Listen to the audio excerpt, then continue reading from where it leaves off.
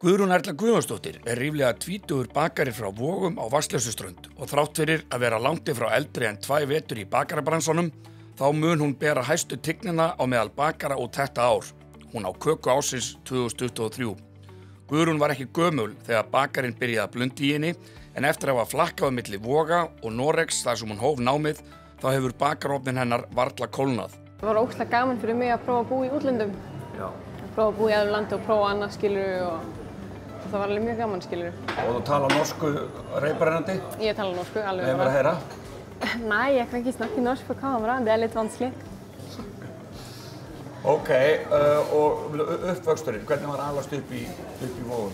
Sko, það var bara fínt, sko. Ég labbaði alltaf í skólan, skilur, þetta er rosa, þú veist, lítið og svona örugt og allir þekki alla og mjög bara kósí, sko. Já. Og þú átt heima þar í dag? Við höfum heima ennþá í Vogunum í dag, sko. Þannig það var alveg fyrsta árum mín í Mósbakari var alveg svolítið erfið, skilur. Þurfti að mæta kannski klugan 3-4 í vinnuna úr Vogunum, keyra alla Reykjanesbrautina. En það var fínt, það var engin umferð. Ég er einmitt núna, þú veist, ég er að vinna frá svona cirka 73 stundum og ég er að keyra heim. Ég er bara, hvað umferð, skilur? Ég er svo vön að keyra alltaf á nóttunni, þá var engin bílar. Sleppur alveg alla umferð alltaf? Sleppur alveg alla umferð þegar ég var að keyra á nóttunni. Hvað ertu lengi að keyra þetta í engin umferð? Engin umferð, þá er svona 40 mínútur.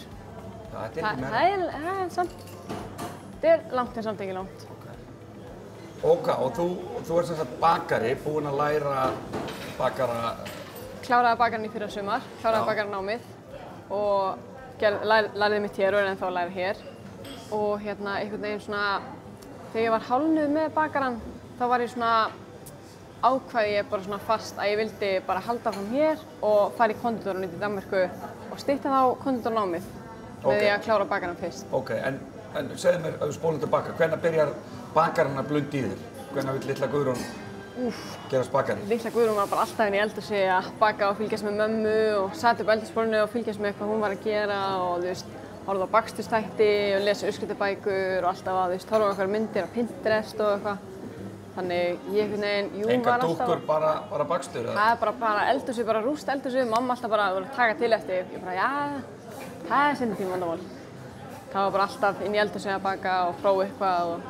Þannig mjög ung bara, ertu komið með mikinn áhuga á bakstri? Já, ég var alveg, þú veist, áður en við fluttum til Noregs þegar ég var alveg svona pínu lítil í Vogunum. Þá man ég alveg eftir mér að hafa verið að baka inn í eldhúsinu okkar og... Þetta er alltaf spes, maður heyrir nú ekkert mikið um þetta. Nei, það er krakkar í dag eru bara yfirleitt í símanum og iPadinu og svona. Já. En litli frændi minn, hann er búinn að vera svolítið duglegur að baka. Hann er stundum segið við mig bara, getum við gert þetta saman, getum við bakað Minions-köku og eitthvað svona. En það er svolítið skemmtilegt. Ok, og þú vinnur köku ársins á þessu ári, 2023? Já, keppnin var í fyrra, en þetta er köku ársins í ár. Keppnin er í fyrra, já, þannig að þú átt köku ársins 2023? Já, þetta er einmitt, keppnin er alltaf haldin svona árinu fyrr, hún er haldin í október, þú veist, til þess að leyfa landssambandinu að, þú veist, ákveða hver vinnur og gefa öllum bakaríum sem er í landssambandinu uppskriftina og svo þau geta byrjað að preppa því svo fer hún svo snemma í sölu, hún fór í sölu á Valentínsdaginn sem er 14. febrúar. Þannig að það þarf að gefa öllum tíma, skilur, til að fá uppskriftina og ná að preppa sig og gera hana og æfa sig og svona. Og núna spyr ég bara eins og algjör leikmaður, er þetta eitthvað sem allir bakarameistarar nánast taka þátt í? Er þetta mikill heiður að vinna þessa keppni? Hvernig virkar þetta? Auðvitað er þetta sjúklega mikill heiður að vinna þetta, skilur. Þetta eru öll bakaríin sem eru í landssambandi bakara. Já. Þeir fá að taka þátt og fá þá að selja á köku. Og svo eru einmitt bakaríin sem eru ekki með, þau fá ekki þá að selja kökuna, að þau eru ekki með í þessu sambandi. Og hvenær fæddist hugmyndin að þessari köku og hvernig hugsa maður sér að búa til köku ársins? Sko, þetta var svolítið svona, ég var búin að ákveða aðra köku sem ég finnst mjög góð, en svo svona skyndi ákveðin viku fyrir keppnina þá ákveði ég að breyta þess til að gera aðra sem er alveg bara öfugt við hina. Þú veist, hinn var alveg svona brownie-botn og skyr, þessi svona, þú veist, marinsbotn og ástaraldin og meira svona léttari í sér. Og eru væntanlega mjög gómsætt, ég get nú eiginlega ekki beðið eftir að smakka hana. Já, fáum okkur eftir. Fáum okkur köku eftir. Og þú býrð í Vogum, sérðu fyrir þér að búa þar bara áfram? Mér finnst það fínt að búa í Vogunum, við erum náttúrulega nýkomin með búð sem er bara frábært, nýjasta nýtt. Svo er alltaf verið að byggja endalaust að nýjum íbúðum og húsum og mér finnst voðandi mjög kósí sko. Ég er alveg voða barn.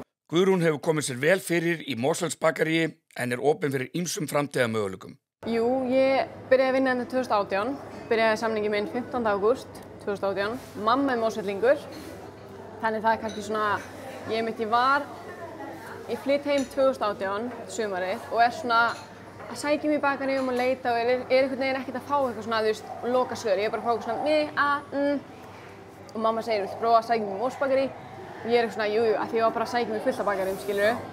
Og ég fæ bara svar strax frá Davíð, sem er yfirbakarinn, og hann sendi bara á mig bara, já, mátt bara koma í viðtal og þú veist, talaði við mig og svo bara tók hann mig inn í svona 3 mánaða pröfu og svo þegar það var búið þá var hann bara, viltu ekki bara byrja á samning?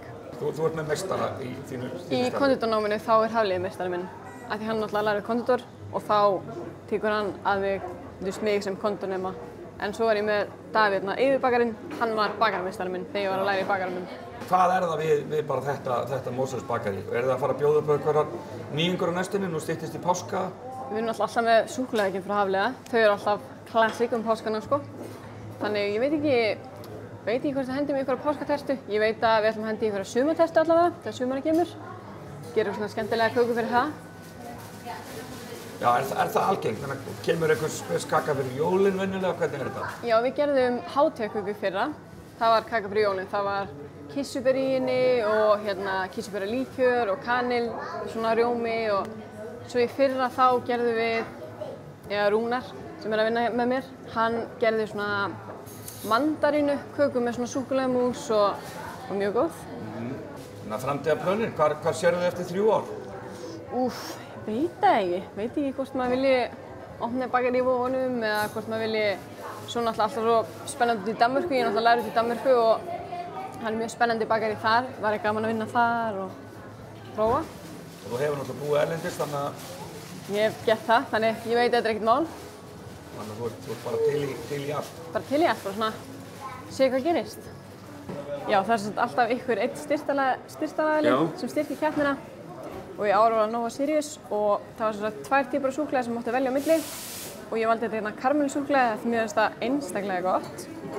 Og það vinnur alveg rosa vel með eins og, sjá. Þetta hérna er passion krem og fyrir neðan þá er svona passion karamella og svo er þetta karamellumúsin og svo er svona marins botn og svo svona crunchy. Svona fulitín heitir þetta, svona keks crunchy raun bara. Og var eitthvað í dómnum, í umsögninni sem að, þú veist, hver var ástæðan fyrir að kakan vann? Þú veist, eitthvað bara bragðið eða?